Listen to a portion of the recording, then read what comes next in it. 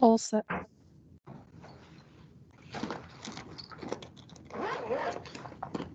All right. Good afternoon, everyone. Would like to call the special meeting of the Reinvestment Workforce Committee of the Social Equity Council to order. Do a quick roll call for attendance. Corey Betts. Andrea Comer. Present. Avery Gaddis. Sabira Gordon. Andrea Hawkins. Mike Jefferson. Ojalane present. Paula Robertson. Present. Kelly Marie Valeries. Present. Kevin Walton. Present. Shirley Skyers Thomas. Present. All right. Would like to move on to item 3 on the agenda, an update on the meeting with the governor that we had a couple of weeks ago now. Director Clay, would you like to just provide a quick recap as it relates to reinvestment? Sure. Good afternoon, everyone. Happy February.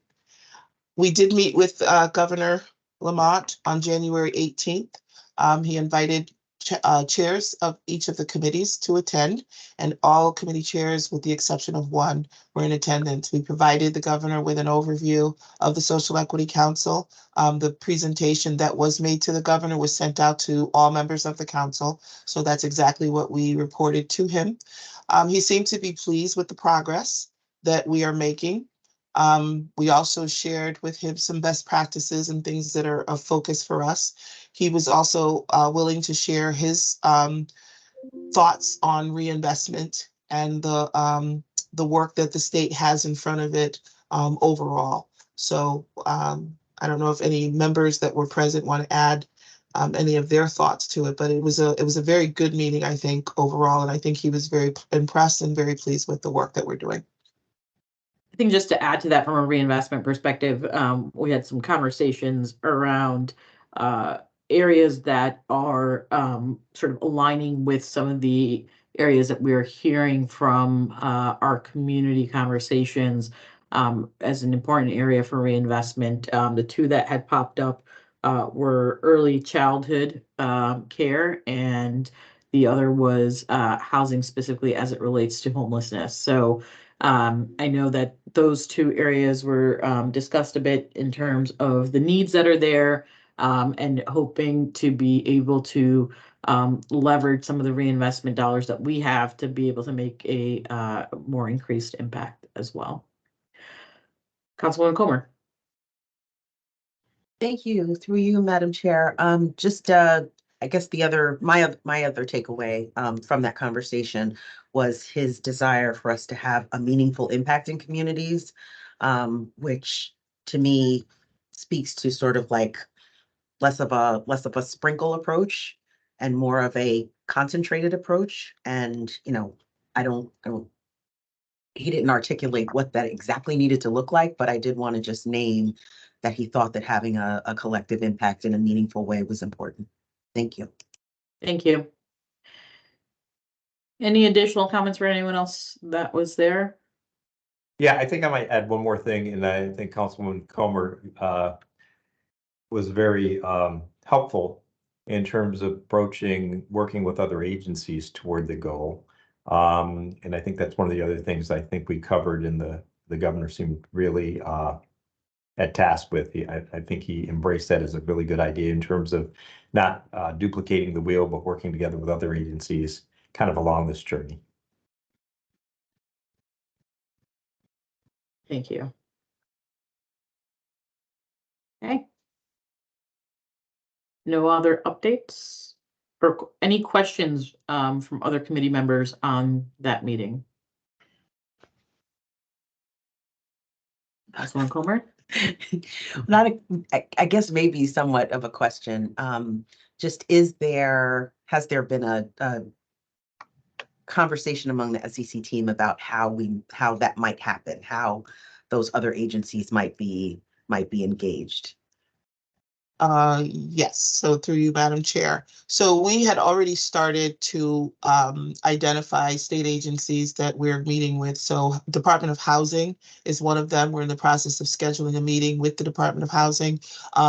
Office of Early Childhood is another, and we've already had 2 meetings with that office. And I did submit to you a proposal that office has submitted for our consideration, and also department. So many of the ones, Andrea, you had mentioned in your email, those were the targeted agencies that we're looking to meet with. In addition, we've already met with the Community Investment Fund, so to understand a little bit about how they're working. I also had a couple of meetings with Department of Administrative Services. So when we talk to people in the community, they were talking about facilities and not having facilities in the communities where kids could go after school or other things could happen. And so I did reach out to the agency that is responsible for state-owned property.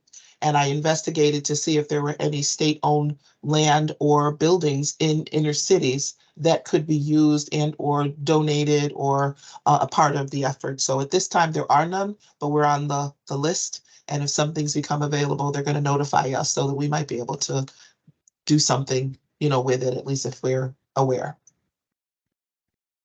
Thank you. Additional questions? So, Okay. Yep. I'll ask a quick question. So, with the information that was received through the governor's meeting and the subsequent meetings with the other agencies, how has that formulated the RFP process that we looked at today for vote? I think it's for vote today to bring to the full council, if I have that right. Yeah, that's a great question, and I know January is going to cover that a little bit in the next item, in terms of has that been taken into consideration? What are some of the potential concerns and whatnot? So if that's okay with you, Kelly, we're just gonna Absolutely. kind of maybe move on to item 4, and then January, maybe that's a good segue to sort of kick off how you are now thinking about the reinvestment. The reinvestment plan. Mm-hmm. So I'm going to share my screen. I did send out to you all the sort of an updated reinvestment plan, still in draft, but let me go over it with you. So I'm going to skip some of the things that we have already discussed, and the things that have not changed. So we do know that we talked about, what we learned early on, some of the dates, some of the data that we collected. So all of that is there. In this blue area here for program support, the only thing I did in this area was I updated the descriptions of each of these sections to reflect what was reported in the report to the governor. So we cleaned that up a little bit. And so I wanted that to be reflected here. So we're sharing the same information in all of our documents. So we had already talked about distributing funds, and my staff and I worked with the various DIAs. And so we talked about some options of how to get the money out into the community. So we talked about tier 1, we talked about tier 2, tier 3. So that piece of it didn't change. But what we did think about is when you have communities that are as small as like Griswold or Enfield that have one DIA, and that DIA might have 4,000 people in it. Does that DIA need $250,000 dedicated to it? And so we thought about a regional approach. And so that's what I added to this document. And that's what this looks like. So, and the other thing is, how do we get the money into those smaller communities? So it's easy to have, and we have identified and worked with grant makers for the larger effort, but we have not thought about, and we're still getting into those smaller communities like Killingly, Wyndham, and Torrington. So those DIA communities that have very, very small census tracts. So we thought about, okay, so Eastern Connecticut, if you total it all together, there's 6 DIAs. And if you broke it out like how we thought about it, 250,000 for those DIAs that have 1 to 4 census tracts, and then those that have 4 above 4 came up with 500,000, and then 750,000 up to 1 million, up to 2 million. So that's how we So- did this. Go ahead. Director Clay, if I could just pull us back at one level higher, Mhm. sort of going to Kelly's question, could you please start with sort of the thinking, if you scroll back up to page 1 of this document. So we had discussed it previously, I believe all the way to the top.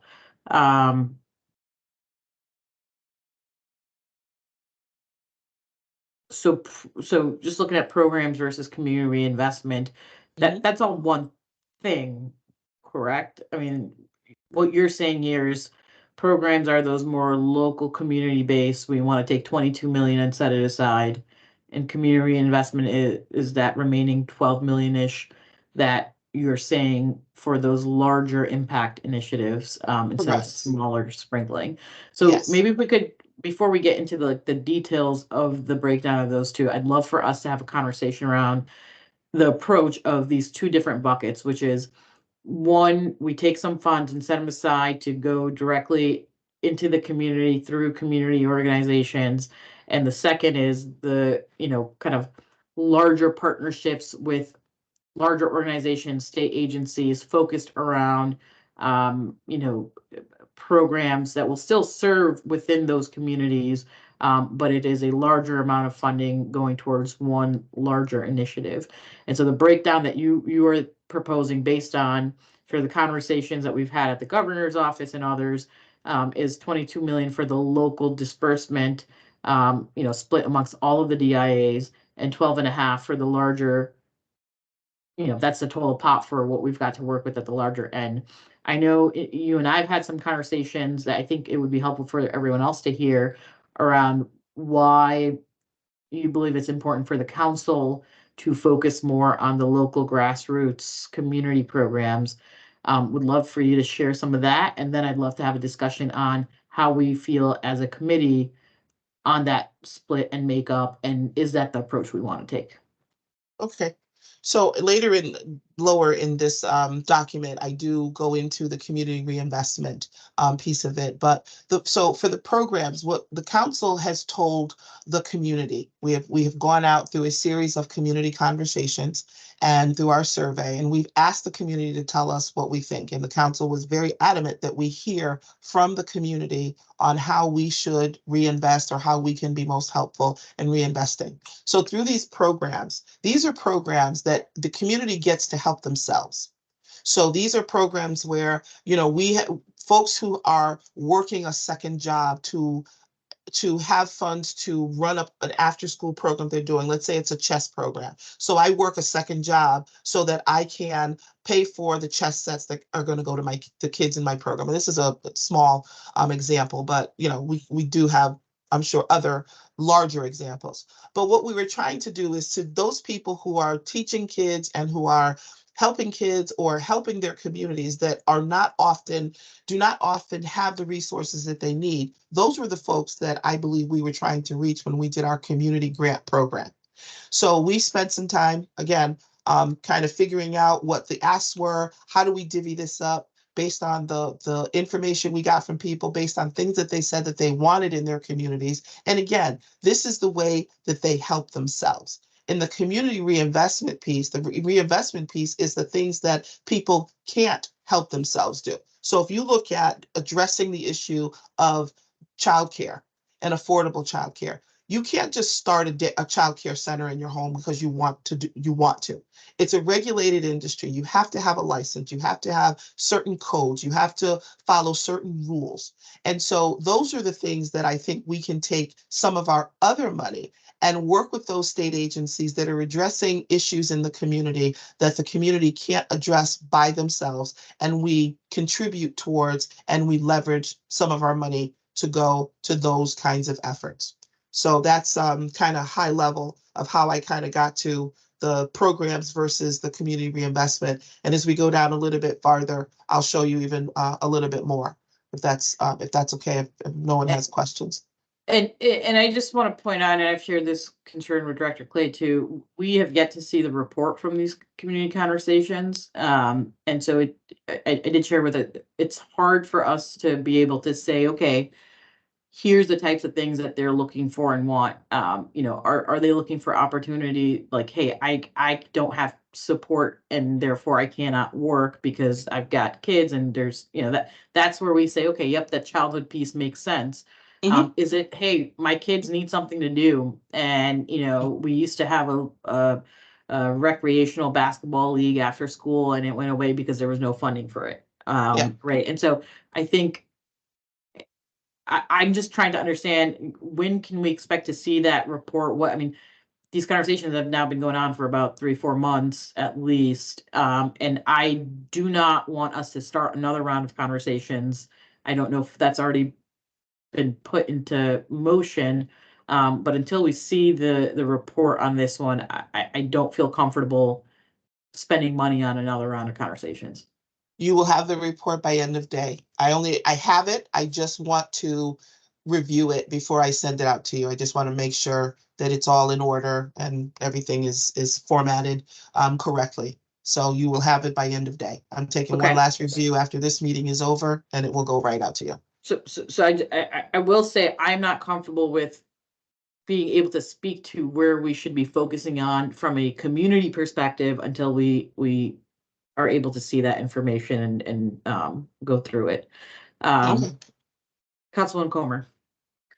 Yes, thank you through you, Madam Chair. I agree. I know that there was some, I guess, captured sort of overarching statements about what was heard, but what I would like to see, and I think I had said this probably a month or so ago, was how many people did we talk to? What were the themes that bubbled up?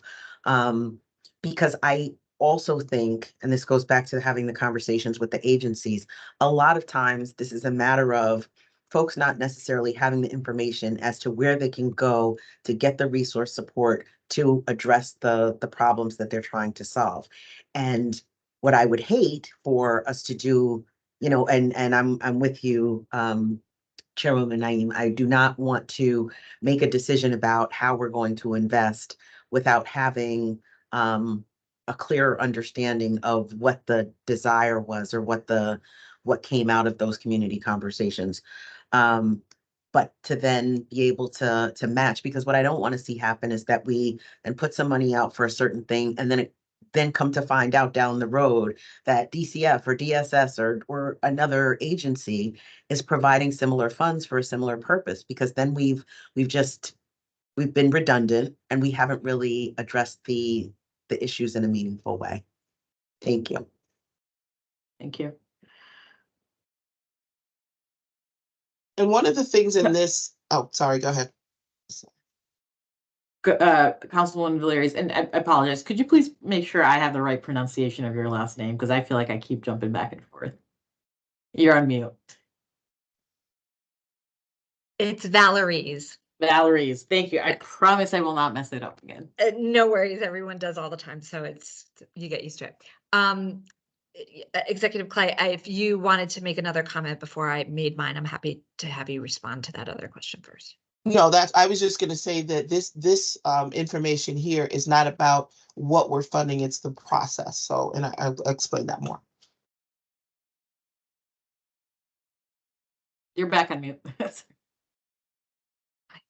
I don't have my mouse today, so that's touchpad's being very finicky. I think, looking at breaking up these funds in this kind of way by having programs, community reinvestment, and workforce puts some maybe artificial constraints around what could be done. And if we're looking at, being able to really make impact in neighborhoods, I would love to see what neighborhoods think they could do with money, right? So it's not so much saying you're only going to get this, but this money needs to be split up by these number, by these priorities. And if, youth programs is a priority, which I'm sure it is in a lot of places, part of the application process would be not that I'm doing an after-school chess program, but the program is to a broader thing along, after-school programs for youth that could include X, Y, and Z, and has, these types of partnerships or these types of matching funds along with it, so that we're looking at a holistic approach of what these communities would like to do. And we're not just saying you only can get this amount, because we might find that we can have a lot broader impact, and maybe we won't be able to give money to every single DIA in this round of funding. And I think that's something else that the council should understand is, if we're going to split this money up and make sure every census tract gets some money, then we're sprinkling money. But if we want to look at where are those hardest hit communities that need the most, the fastest, and we're kind of focusing on them in some of those bigger priorities. Because as you saw, the proposal from the Office of Early Childhood was substantial in the amount of funding it would take to really make an impact in a childcare desert in a bigger community.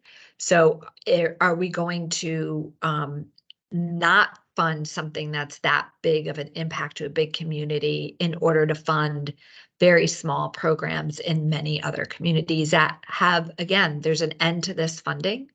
So this is another concern that we should be thinking about, because we could fund a particular program, but as soon as they spend that money, that program goes away anyway. So what impact did we really make on that community if we just gave them 1 or 2 years worth of funding to do a particular program versus building out a childcare center that has perpetuity to it after these setup fees are expelled. So I think that's something that philosophically the committee should really take into consideration as we move forward and how we're going to divide up the funds.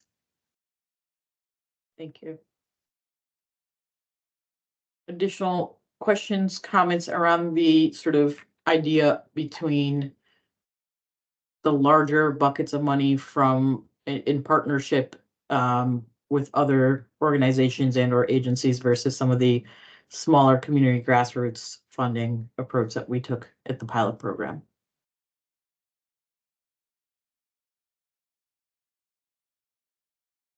I'd love to get a sense on where everyone's head's at, especially on the members of the committee, Councilman Shirley, Councilman Walton. Oh, there's a hand up. Sorry, see it.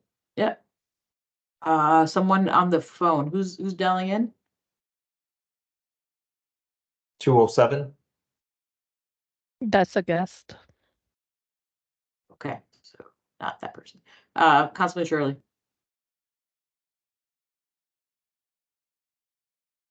You're on mute. Thank you.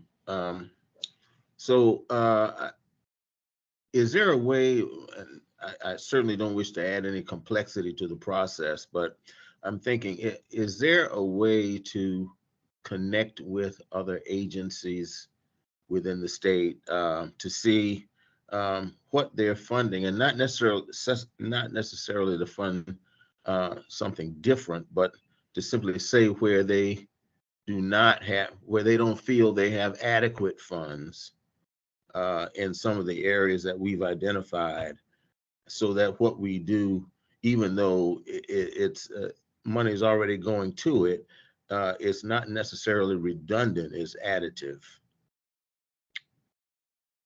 Thank you, Councilman Shirley. And I think that's what, Councilman Comer and others have requested is some work be done to connect with other state agencies to understand what are some of those, funding apparatus that are available across different state agencies for these local organizations to be able to tap into and communities to be able to tap into. Chairwoman, through you, I apologize.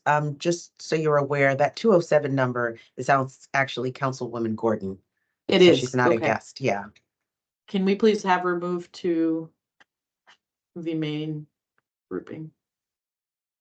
And then I will go to Councilman Walton, and then we'll go back to Councilwoman Gordon. Yes, thank you, Madam Chair. So I have two questions. The first one would be just to reiterate how much the amount of funding we have to reinvest. But the real question is the early childhood request an official submission? I'm sorry, so is the early childhood request an official submission? Is it a official submission for fund request? Because my question after that would be, is this the process in which we are receiving requests? It is not an official submission. It is a proposal sort of that's come up in conversations. I believe Director Clay and Chairman Robertson had some conversations at the request of the Early Childhood Agency and with Commissioner Beth Bai. And in those discussions, had asked for, well, what is it that you're looking for? What impact would it have? Knowing that child care programs were something that was coming out of the community conversations. So it is not, right now, we are not entertaining, I guess what I'm putting out there is not to entertain the request. What I'd like to understand from our committee members is what is the approach we want to take? Do we want to take the approach of more significant amount of money going into, the process that we did last time and being sprinkled into the community with potentially smaller amounts?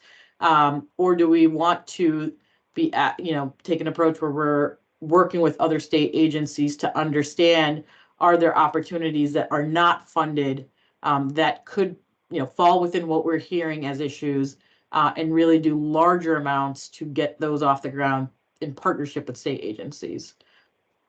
And if we decide, let's say the latter, then I do think we would have to open up a way to understand what are the other opportunities so that we can then make a decision on which ones make sense. So we're not, right now, we're not entertaining that proposal, but I think that proposal brings to light opportunities that may exist for us to approach. Does that help address that question?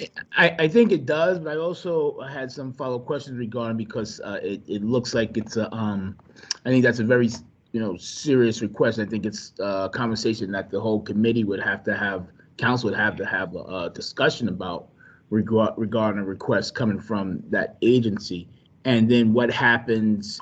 Does that become like, do we open a door for state agencies? Because I guess my point would be is that I would like to see a real balance, that the grassroots has opportunity to receive significant reinvestment funds. And to dig down a little deeper, I would probably be more in favor of kind of funding something that's going to be sustainable versus kind of spreading it out. But then again, we'd have to see what those requests look like. That's helpful to understand. And I just want to clarify, the process right now is this committee makes a recommendation to the full council on an approach. The full council can decide, you know what, thanks for your recommendation, but we don't agree with you and we're taking a different approach. But it's really meant to be more of a working group to be able to make those recommendations. So either way, we're going to take the recommendation to the full council. Sure. Right. Thank you. Yep. And I think you wanted a clarification on what is the dollar amount we have to work with, and that is at funds 34,658,000. That is at the top of the breakdown. Thank you. You're welcome. I'm not sure if it's Anna or someone else, but can we please get Councilwoman Gordon into the presenters so that she can be unmuted? I think I am unmuted. Can you all hear me? Oh, you're okay. Great, perfect. She is. Okay. And then Councilman Gaddis, you're gonna be next. I know she had been waiting. Thank you, and I apologize for being on the phone. So I read through this proposal, and I will give my offering here is a state agency has the ability to go through OPM and ask the governor for money for whatever it is that they want to do. I think what we are here to do is to provide resources to community organizations or community-based DIAs. Like, I really think it's a good program. I would much rather us figure out how to work with the family child, like, do we create a pool of money where the family child care providers apply for improvement? I'm not sure exactly what the method should be, but I feel like state agencies have budgeting authority that are tied to the taxpayers' dollars for the state of Connecticut, and I don't feel comfortable giving them this money because they have the purse strings of the state of Connecticut. That's just my immediate perspective. I guess maybe I could be swayed one way or the other, but I don't think it's, because then if we give it to OEC, I think somebody else said this, we're then have to take into account, there's like people who are on Section 8 vouchers that need to come off and need access to housing. I feel like then that will come into our purview. And like, how do we make a decision one way or the other to vet one program or another through a state agency? I think we keep our hands clean of any state agency having access to our resources. I think there are lots of other early childhood or like organizations that are working in the child care space that we could partner with. That's not OEC. So that's my perspective on giving the money to a state agency.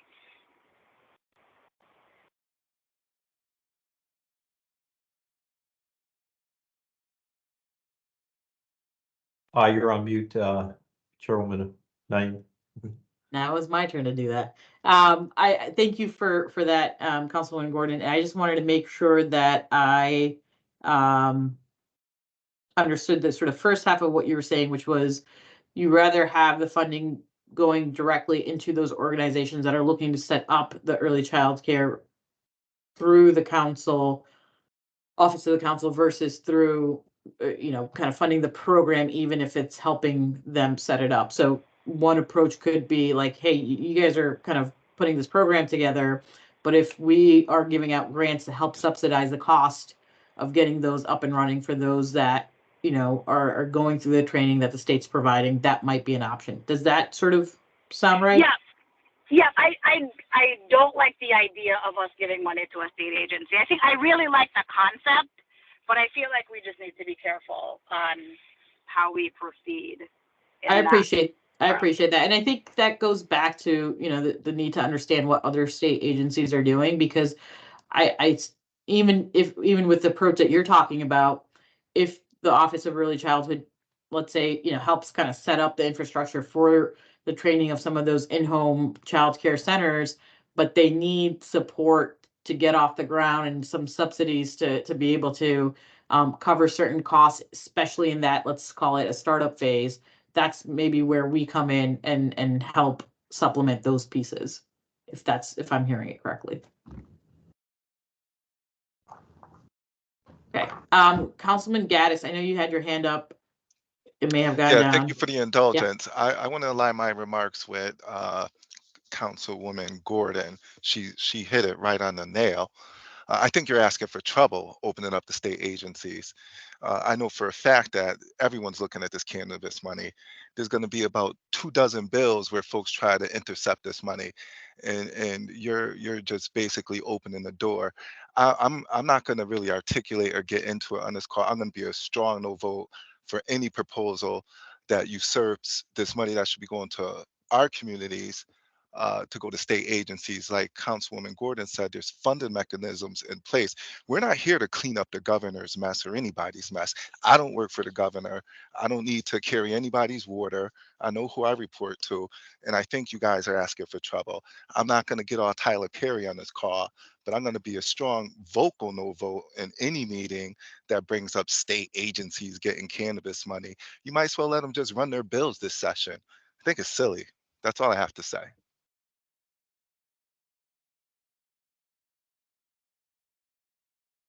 You're on mute. I don't know why that keeps happening. Pull back to if the question I'm going to put out to this committee is, if we were not to go in the direction of state agencies, but still organizations or partners, let's say non-state agency partners, or ways to take larger amounts of funding, because I think this is what I was hearing from some folks was we want to be more around larger buckets of funding going into more of a focused program or area versus lots of smaller ones. I did hear that we should be balancing that out between the smaller local grassroots and the larger funding. And so I just want to kind of get that sense. If we put the state agency partnership piece aside, we put aside sort of who this money is going to, I think the question still remains on the table of the approach of like 22 million in lots of smaller grants across the state versus pick a couple of things and do larger investments.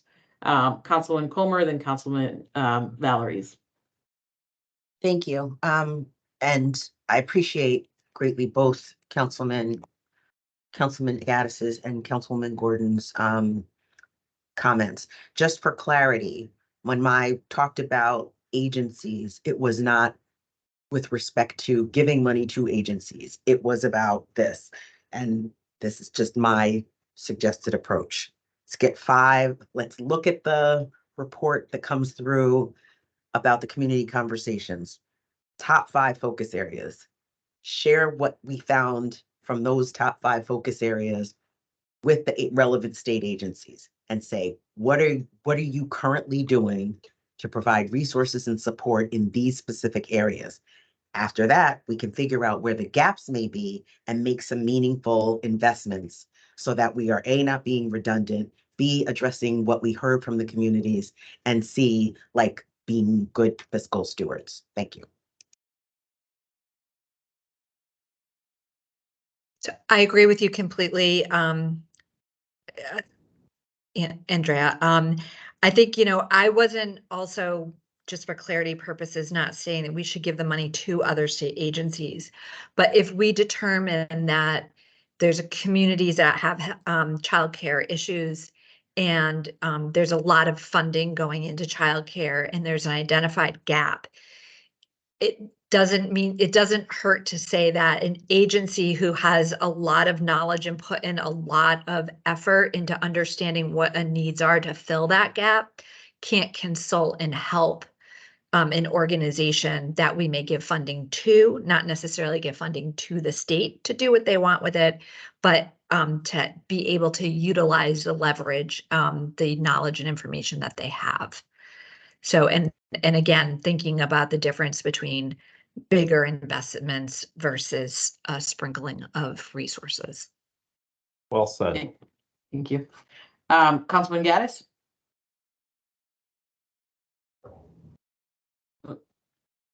Was your hand up by mistake? Okay. Other thoughts?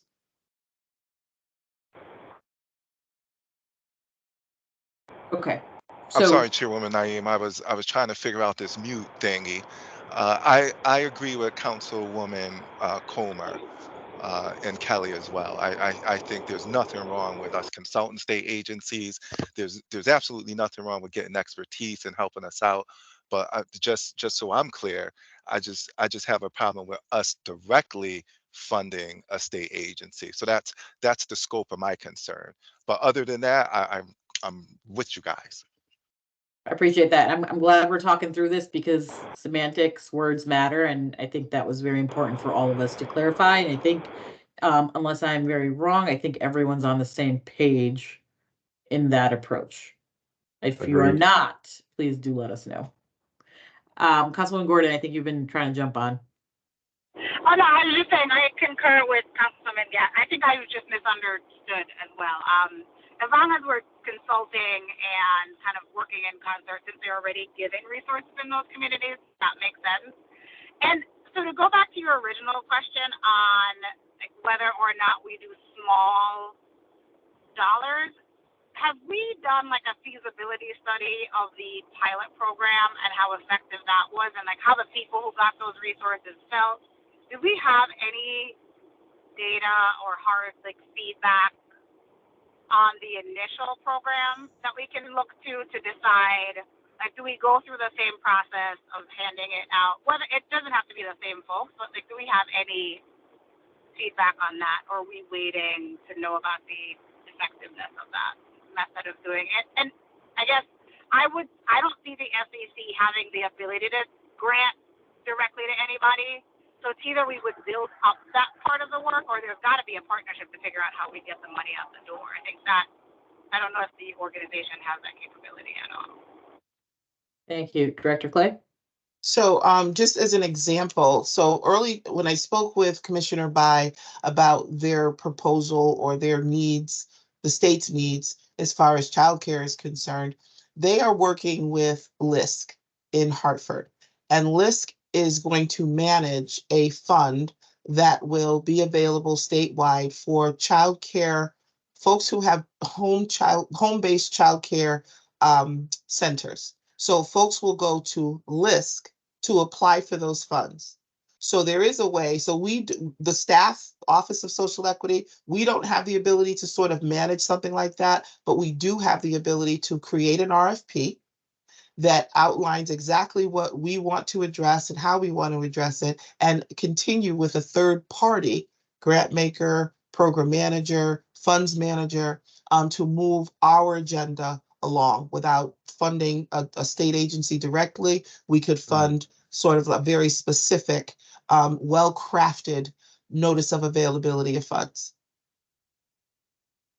and still leave it at the local level.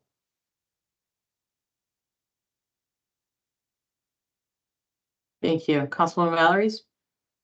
Thank you, through you. I think, that is the right way to do this, right? The state in your agency doesn't have the bandwidth to be able to run all of these individual programs. But if we set the parameters of where the investments are and the types of investments that we want, and our community organizations run those RFPs, and then they give the council their recommendation for how to spend those funds, and it gives the council the ability to approve the programs that they are recommending, and to understand what the dollar amount is that they're asking for.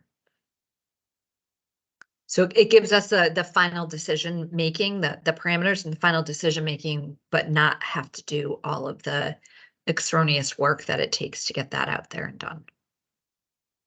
Thank you. Director Clay? Yep, and that is exactly what is in this document. You will see that it says the Social Equity Council reserves the right to have final approval over all grant awards.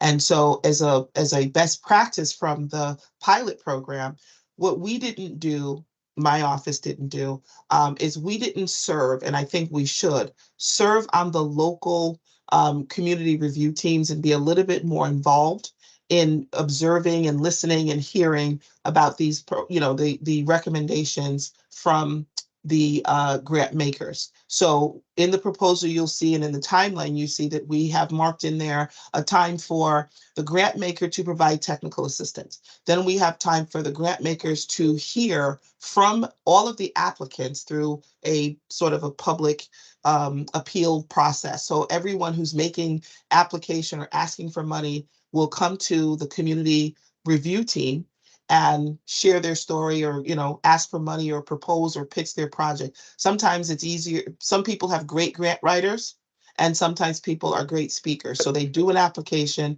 they'd come before the review committee to tell their story. We would sit in on those because we're proposing like six groups, 6 grant makers, or 5 or 6 grant makers. So I think it gets us a little bit more involved, and it also allows us to be able to make sure that the council's parameters are adhered to.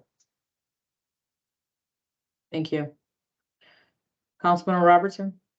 Oh, no, I was just going to say, one of the things that I don't want to get lost in this process too is it's also very helpful, and again, just exemplary of Commissioner Bai's program. It's always very helpful to have things that are turnkey, which also affords us the ability to turn things around very quickly. So as we look at various organizations that are able to do that, that also helps kind of the flow as we look at things that come across for the council to look at. So just want to recognize that that's also a plus in terms of having these pitches that are turnkey. Any additional thoughts? Okay, so I'll now share sort of where my head is based on everything that I've heard. I think some of the approaches that we've taken, I think there needs to be a balance between what we're doing as local direct community grants, right, and the what I'll call, let's say, partnership funding. I worry about how much is going in the process of those local community grants, wanting to make sure that not too much of what we're investing in is going towards overhead. We know 10% goes to the grant making organizations, and then whoever's taking the funding is also has their admin costs. So, the direct impact of those funding is important to understand, and it's important to Councilman Gordon's point to understand what came of the pilot program and the things that not. It's going to be hard to track down all because we had so many, but could we get a sense of what happened through many of those? I personally do believe and am a big proponent of leveraging partnerships and understanding, where are the gaps. I think it's critical before we move forward on any of this to just make sure we have a good sense of where are the gaps, between what's not being funded through other various state agencies. And I think what, Councilwoman Comer said, the sort of 3 steps that she outlined, right, which was get the 5 or so themes from the community conversations, share that with the state agencies to see where they are and what they're doing in that space, and then think about how we want to potentially fill those gaps. I think that's an important part of this process.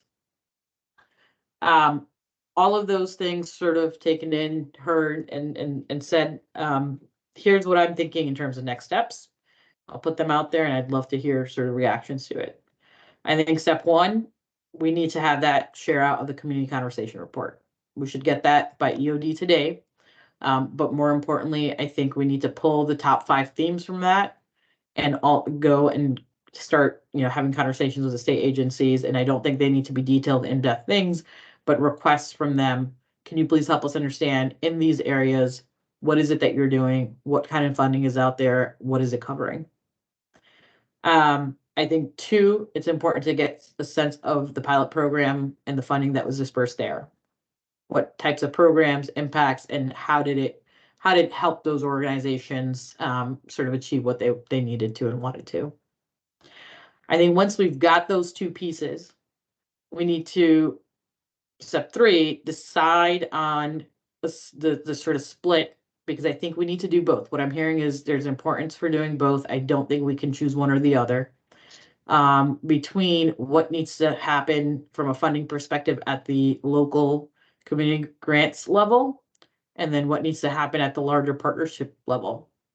In my mind, I think for the larger partnership piece, you need more than sort of what's broken down right now. And for the local community piece, if I'm understanding, and again, I haven't seen the report yet, so the report will help me better understand what the requests look like from the community members.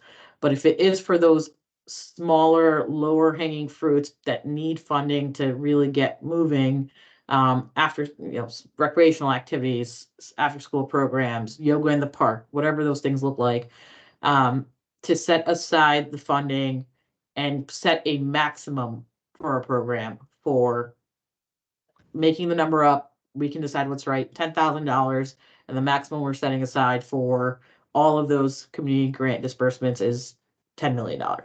Not tied to those numbers, but just trying to kind of help paint that picture.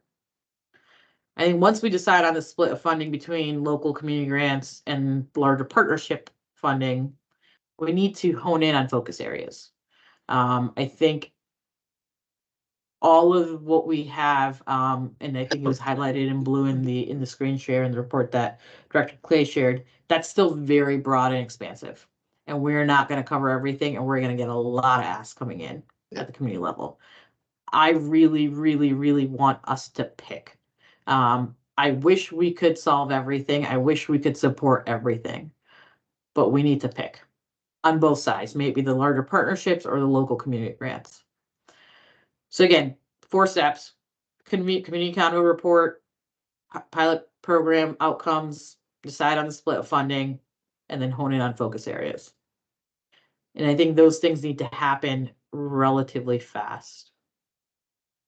I'd love to get reactions on that. And then Director Clay, I don't know if it's in reaction to this or if it's in addition to this. Okay. Yeah, I just wanted to say that the pilot program results, we won't have those full results until August. If you look at the timeline that I put forward, there is a report that I plan to give you in August about the pilot program. I could possibly get my staff to work with the grant makers to do a mid-year or a mid-program report to kind of see what folks are doing now, but we'll probably need about 30 days to get that together. And that's working aggressively with the grant makers to get data from, and I think the grantees are just submitting their first quarter report because they didn't get their funds until like October. But I could work on doing that. And I think if they're submitting first quarter reports, it could be helpful to just get a synthesis from that, even to see what's happening, where are they, like what's been working and what hasn't. Sure. But also asking the grant makers in terms of the process and sort of the disbursement, what's worked well and not as well.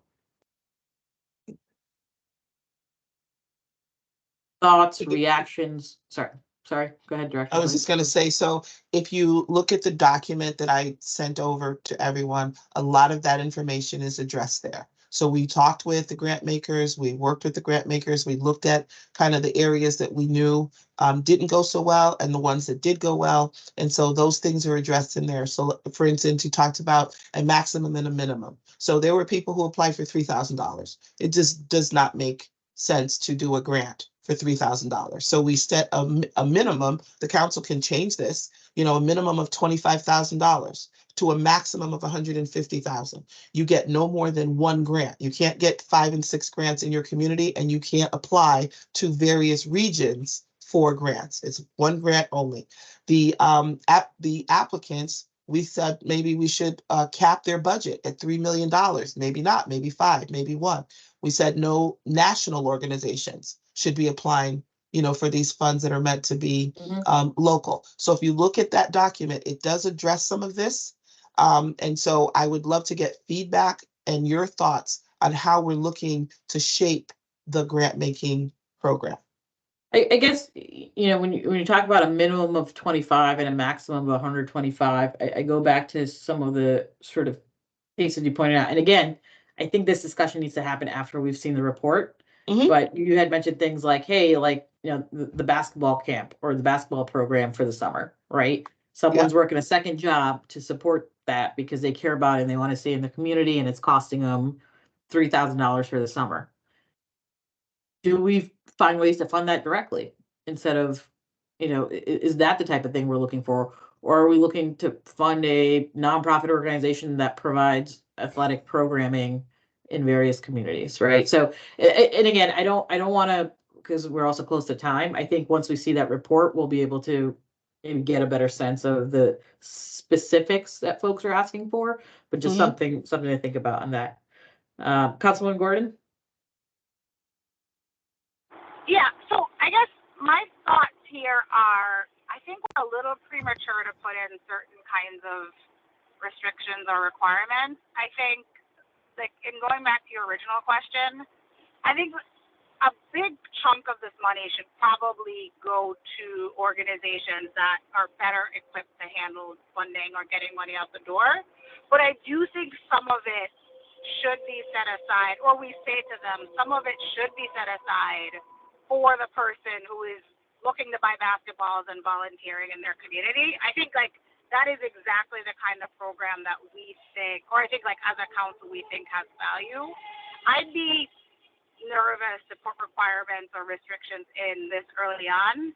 And just like going back to, I think, some of the functionality, like saying a national organization can't apply would discredit some of the local organizations who might be fiscally sponsored by a national organization. Or, for example, the Cradles to Career programs that are a part of the Strive Network that's national, but aren't funded by them. So I think we just have to be careful on some of those limitations and just be very thoughtful in how we're thinking about actually getting access to the resources. I appreciate that and I agree that we are not there yet. And Director Clay, if it's in response to that, I don't want to have that conversation right now. I think that's part of step 3, which is deciding on how we want to split this. Step 1, we got to look at the report before we have this conversation. Step 2, get a sense of the pilot programs. And part of that community conversation report includes making sure that we have a sense from state agencies on what's being funded and where are the gaps from those top 5, let's say top 5 themes that are coming out of the community conversation report. Councilman Shirley? You're on mute.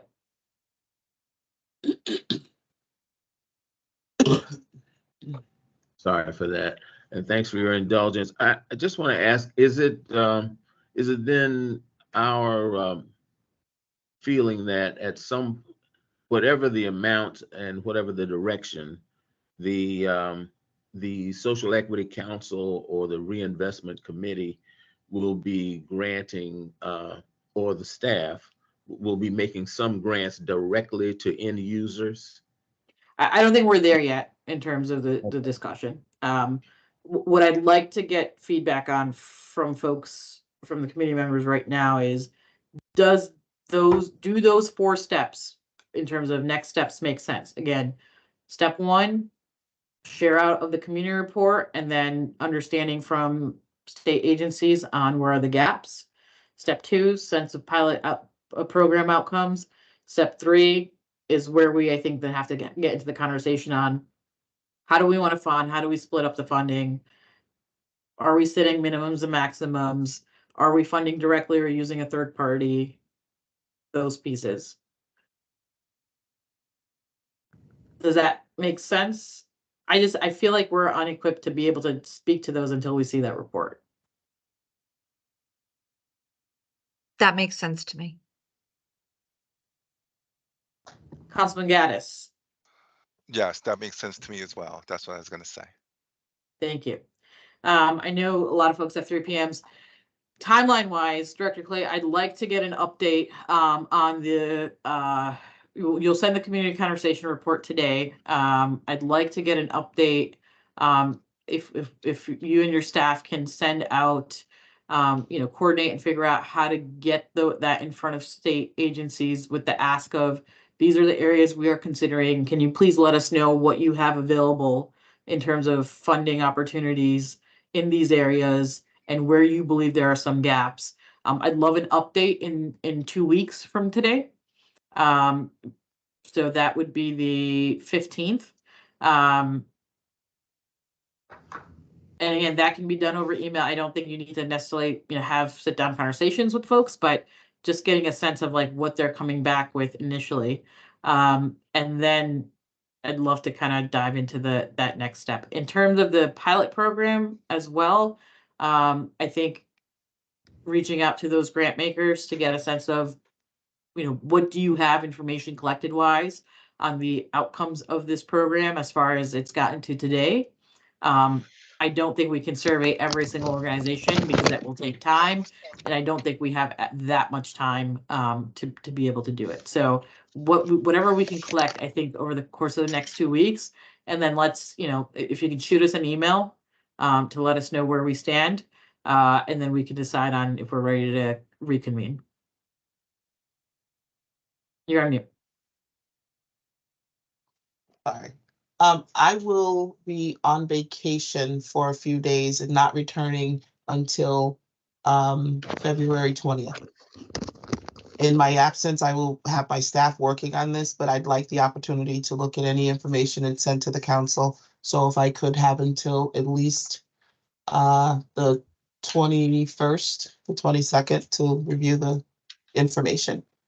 we'll get as much out as we can, but as far as reports are concerned. Sure, and I think that's fine. I do want to raise it for awareness that this does impact timelines. This does does. impact our ability to get, anything Mhm. obviously out the door based on the timeline that was, I mean, we're already off the timeline that was provided back in December.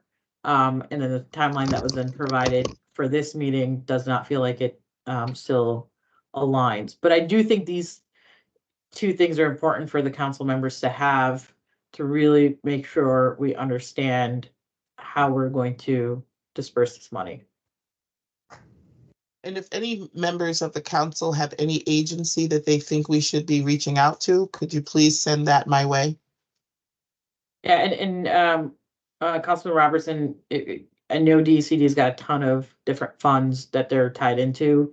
If we would be grateful if there's someone on your staff or team that might be able to help once we've got those top 5 areas to work with Director Clay's team, because I know you guys have a lot of that information kind of in different areas already.